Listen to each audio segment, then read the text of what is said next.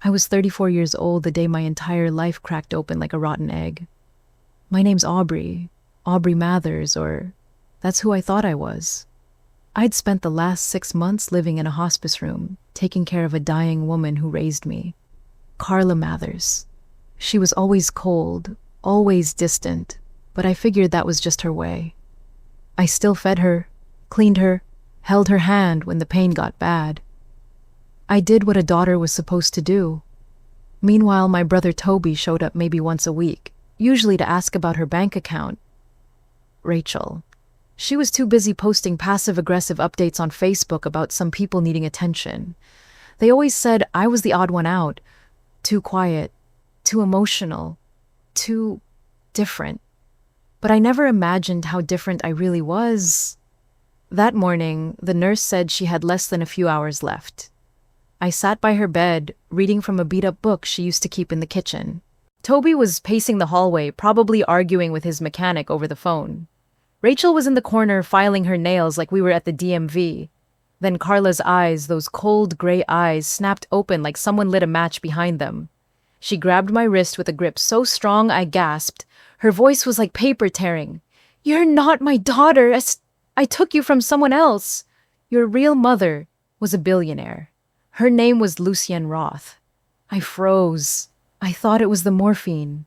I tried to pull away to call the nurse, but her fingers dug in deeper. "You hear me?" she whispered. "I stole you." And just like that, she was gone. No final breath. No apology. Just silence. The machine started beeping. Rachel stood up fast. Toby leaned in from the doorway. "What the hell did she just say?" Rachel asked. I couldn't even speak. My ears were ringing. "She said she stole you," Toby repeated like he needed confirmation for his own ears. "From a billionaire." I shook my head, still trying to process it, but Rachel wasn't having it. She crossed the room, grabbed my arm, and yanked me away from Carla's bed. "You don't belong to us," she hissed. "Get out." And just like that, I was no longer part of the only family I'd ever known. I didn't even make it through the front gate before I realized something was wrong. There was a pile of black trash bags on the lawn, clothes, books, my box of journals, thrown out like garbage. And then I saw the note taped to the front door. "Do not enter. Locks changed, contact Rachel. No explanation. No warning, just exile." I dropped my keys trying to open the door anyway, but the lock was already different. I knocked once, twice, nothing. The curtains were pulled shut, but I knew they were in there. I pulled out my phone, opened my bank app. Frozen, not low balance. Frozen. Then the second account. Same thing. I called customer service, heart racing like I was running from something. They said there was a legal hold due to a reported case of identity theft. When I asked who reported it, they said immediate family members. Rachel and Toby. They were claiming I wasn't really Aubrey Mathers. I sat down on the curb, surrounded by my life in plastic bags, and just stared at the sidewalk. And suddenly, all the moments I had buried came rushing back. The time I asked Carla where my baby pictures were, and she told me the house had flooded. But our house had never flooded. The way she never said "I love you," even when I begged for it as a kid. The way she stiffened whenever I brought home a good grade, or made a new friend like she was waiting for me to disappear. She never hugged me, not really. She'd pat my shoulder like I was someone else's child she didn't quite know what to do with. Toby used to say I didn't match the family, that I was too pale, too soft-spoken, too smart. Rachel called me the charity case with green eyes. And now, maybe I finally understood why. I wasn't one of them. I never had been.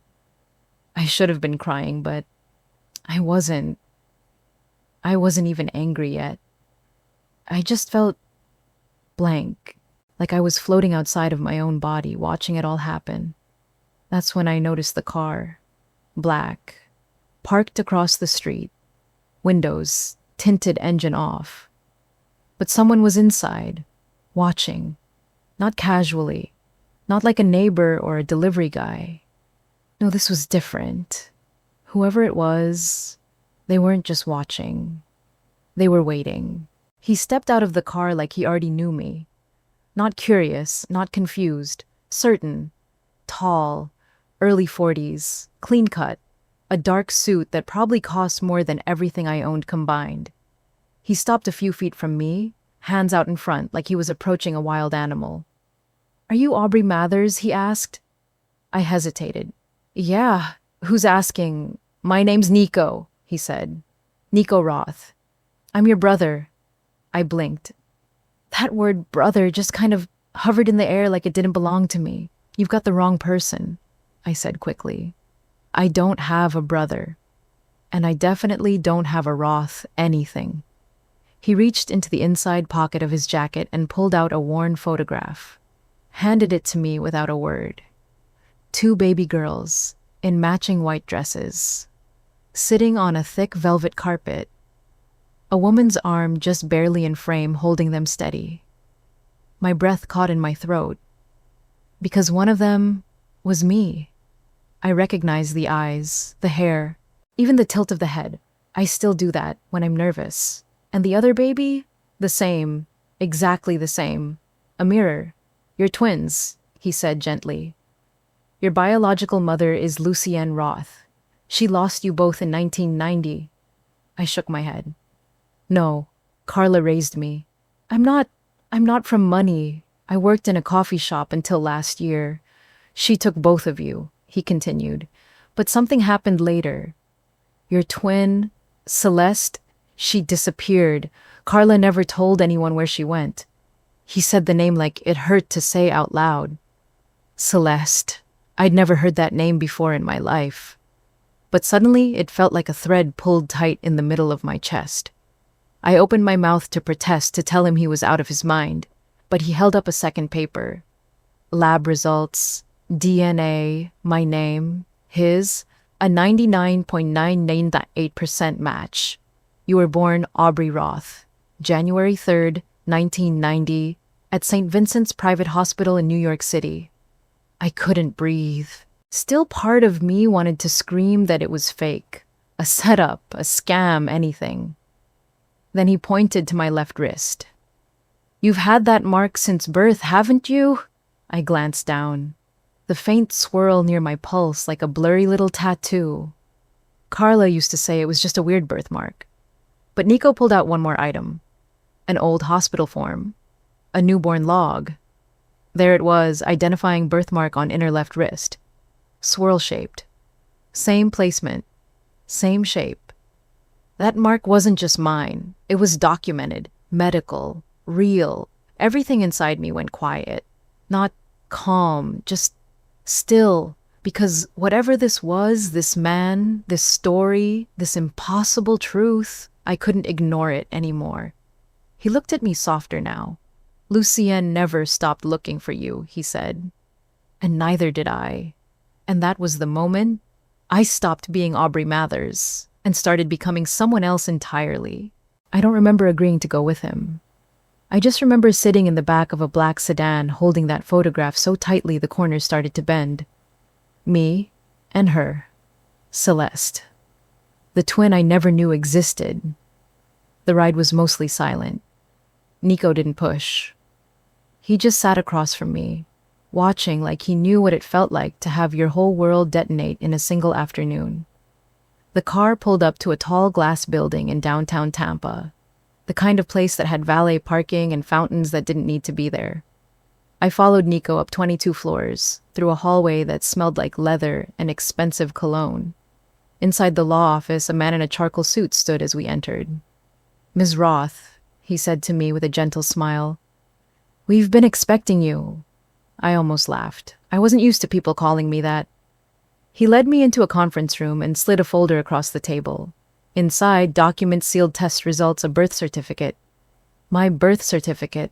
Name Aubrey Celeste Roth. Date of birth, January 3rd, 1990. Mother Lucienne Elaine Roth. Father not listed. I could barely process it. But he wasn't done. He pulled out a laptop, turned it toward me, and pressed play. Grainy surveillance footage. Time-stamped October 17th, 1989. A woman in a headscarf slipping out a side gate, clutching something close to her chest. Another shape behind her, smaller. Two toddlers, no. 2 infants. The woman, Carla. I stared at the screen like it would change if I blinked hard enough. She worked as a housekeeper at the Roth estate for 2 years, the lawyer explained. She vanished the same night you were taken. I couldn't speak. My mouth was dry. My thoughts were scrambled. Then he said something I wasn't ready for. Your mother, Lucienne, is still alive. I looked up, stunned. She's dying, he added. Late stage ALS. She lost her ability to speak last year, but she's been lucid, aware. She's waited 34 years for this moment. She wants to see you, as soon as possible. I looked at Nico. He nodded once. No pressure, just hope. Then the lawyer opened another folder. Property records, deeds, company holdings. She wanted you to understand what you're walking into, he said. The Roth estate includes 42 commercial properties in New York City, collectively valued at $2.4 billion. I laughed again, but this time it sounded more like choking. Billion, I repeated. Billion, he said, calmly. And all of it, Nico added, is being left to you. I couldn't breathe. For most of my life, I thought payday meant gas and groceries. Now they were telling me I had more money than small countries. But none of that mattered, because one word kept bouncing around my skull louder than the rest. Celeste. I turned to Nico. Where is she? His jaw tightened. That same flicker of pain in his eyes. She ran away from Carla when she was 18, he said quietly. That was 16 years ago, and we haven't found her since. The room went still. My throat closed. She was out there somewhere. My twin. My sister. A ghost with my face, who'd vanished without a trace. 3 days later, I stood in front of a mansion that looked like it belonged in a movie. Tall iron gates, ivy crawling across pale stone walls, windows big enough to drive a car through. The Roth estate. I hadn't slept. My head was full of static. My heart kept asking the same question. What do you say to a mother you've never met, who lost you twice? The nurse met me at the door. Her voice was soft eyes, kind. She's been waiting for this moment for 34 years. I followed her through a long hallway into a sunroom full of light and silence. The air smelled like lilies and old money. Lucienne Roth was lying in a medical bed near the windows, too thin, too pale. But her eyes were the same green as mine. When she saw me, she gasped. Her hand flew to her mouth and her chest started to shake. Tears rolled down her cheeks before I said a single word. She reached for me like she wasn't sure I was real. I took her hand. She was trembling. I thought I lost both of you forever, she whispered. I thought you were gone. I couldn't speak. My throat was already burning. I begged them to keep looking. She said, her voice fragile and broken. But after a while, they called it hopeless. Except me. I never gave up. Not for a day. I leaned in, trying not to fall apart. I didn't even know you existed, I said. I thought she was my mom. Lucienne's face twisted at the name. She was my sister, she said. Half-sister, my father's secret. I froze. What, she was born from an affair? My father paid her mother off, told her to disappear. But Carla came back when we were adults, got a job at the estate under a different name. Said she just needed work. Lucienne's eyes filled again. I didn't know she was planning to take you. Or Celeste. She wanted what I had. She wanted everything. Why she thought it was hers? Lucienne said softly. She believed the Roth name should have belonged to her. That you and Celeste were her revenge? I sat back stunned. Carla wasn't just some bitter woman. She was family, and she'd spent years pretending I wasn't. Lucienne struggled to sit up. The nurse helped her. Her voice shook as she continued. I never had other children. I never remarried. It was always just you and Celeste. She looked at me like she was memorizing my face.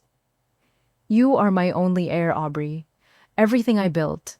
Everything the family left me, it's yours now. I wanted to cry, or scream, or ask a million questions, but one rose above the rest.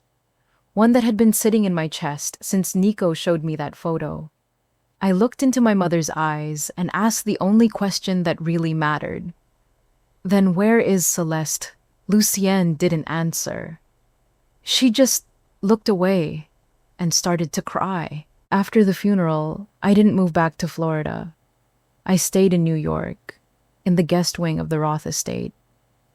It still didn't feel like home. It felt like I'd stepped into someone else's life, like I was wearing a costume I hadn't earned.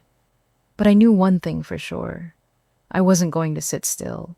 So I asked Nico to help me create something. Something real. Something that mattered. We called it the Celeste Project. Not a charity, not just a search team.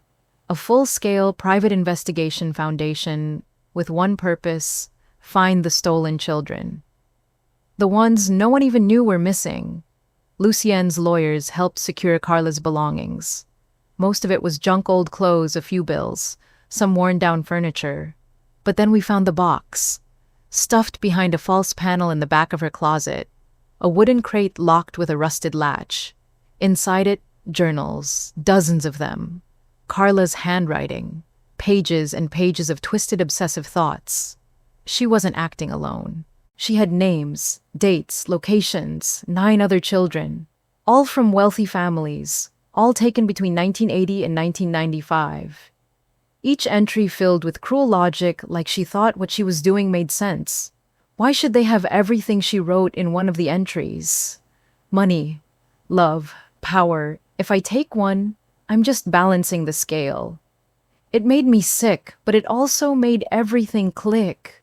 Flashbacks hit me like punches, the way Carla never let me play at other kids' houses. The time she burned a letter I found in the attic, when I didn't understand at the time, addressed to someone named Lucienne. Her panic when I asked about where I was born. The nightmares I used to have of a long hallway, gold light, someone calling my name in a voice I didn't recognize. None of it was random. She was always scared, because she knew someone might come looking for me. And deep down, maybe I always knew too. Nico went to work immediately. He brought in private investigators, forensic analysts, social workers who specialized in long-lost identity cases. Within 3 weeks, one name popped up. Michael Avery, but his birth certificate said Micah Rothstein. The timelines matched, the location matched. One of Carla's journal entries even described the house he'd been stolen from, down to the porch swing. Micah had been renamed and placed in a foster system in Detroit. The family who took him had no idea, but there was one more detail. One I wasn't ready for. One of Carla's notes was marked with just a single name, scrawled like it had been added in a rush. Celeste, and underneath it, a word that stopped my heart. Detroit. It took less than a week.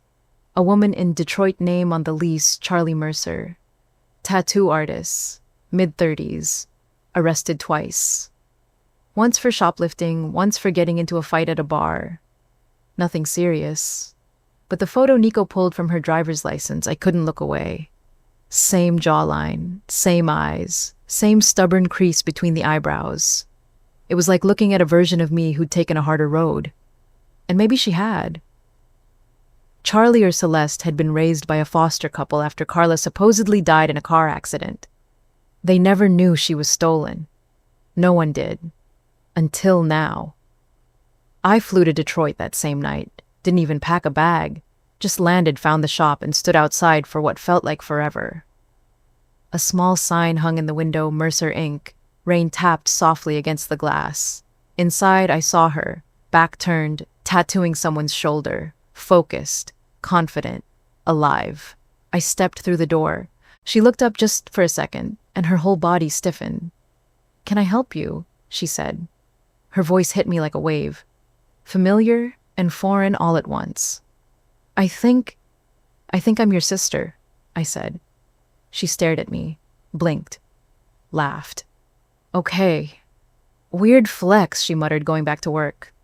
No, really? My name's Aubrey. I think we were taken together. When we were babies, by the same woman. She froze, slowly stood up. Is this a joke, she asked? No. She started shaking her head. Nope. Sorry. Wrong person. You should go. Then I said something I didn't even know I remembered. A line from a lullaby. One Carla used to hum when she thought I was asleep.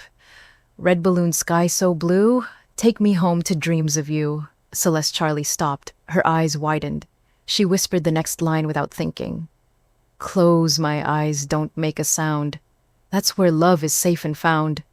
Her voice cracked in the middle of it. She looked at me like her brain was short-circuiting. And then she broke, dropped her tattoo machine and ran outside into the rain. I followed her. She was standing in the middle of the street, drenched, shaking, gasping like she couldn't catch her breath. I walked up slowly. No pressure, no words, just opened my arms. She stepped into them like she belonged there. And for the first time in 20 years, the twins were together again. We didn't speak for a long time. She just cried into my shoulder and I cried right back. Finally, she pulled back, wiping her face. So, let me guess, she said. You found Mom? You got the money? You're rich now? I shook my head. I didn't come here for money. I came for you. She looked away. I don't want any of it. Not the name. Not the fortune. I want Carla to pay for what she did. For what she took. She's dead, I said. Then someone else needs to pay, she snapped. That whole ring. All of them. They took my life. I know, I said softly. And we're going to make it right. But not with revenge. She stared at me, confused, angry, hurting. Then with what? With purpose, I said. Let's use the money to find the others, to bring them all home. Celeste didn't say anything, but after a few seconds, she nodded.